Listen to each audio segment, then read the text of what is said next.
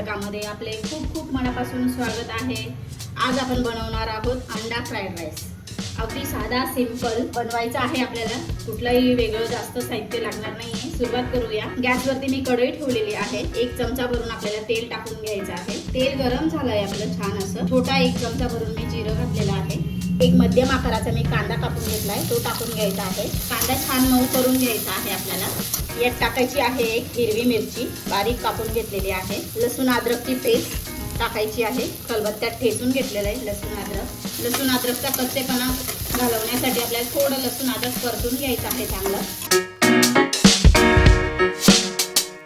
लसूण अद्रक परतून झालेला आहे। एक मोठ्या आकाराचा टोमॅटो घेतलाय, तो देखील मी टाकून घेतलेला आहे। यात टोमॅटो आपल्याला मऊ करून घ्यायचा आहे।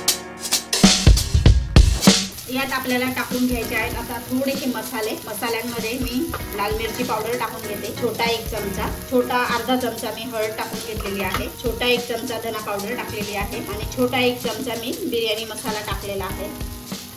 तुम्ही कुठलाही बिर्याणी मसाला तुम्ही टाकू शकता। आपल्याला चवीनुसार मीठ टाकून घ्यायचं आहे। गॅस बारीक करूया। आता मी 2 अंडी फोडून घेतलेली आहेत, ती टाकून घ्यायची आहे आणि छान अशी भुर्जी बनवून घ्यायची आहे आपल्याला। भुर्जी आपली तयार झालेली आहे। आता मी यात टाकून घेते पांढरा शुभ्र आपला मस्त असा राईस तयार आहे। मी बिर्याणी राईस, आपण बिर्याणीला जसा राईस शिजवून घेतो त्याप्रमाणे मी हा राईस शिजवून घेतलेला आहे। टाकून घेऊया आणि छान असं मिक्स करून घेऊया। मिक्स करून घेतलेला आहे मी। वरून थोडीशी कोथिंबीर टाकून घेऊया, छान मिक्स करून घेऊया। थोडीशी वाफ काढून घ्यायची आहे आता आपल्याला। 1 मिनिटासाठी झाकण ठेवून घेऊया।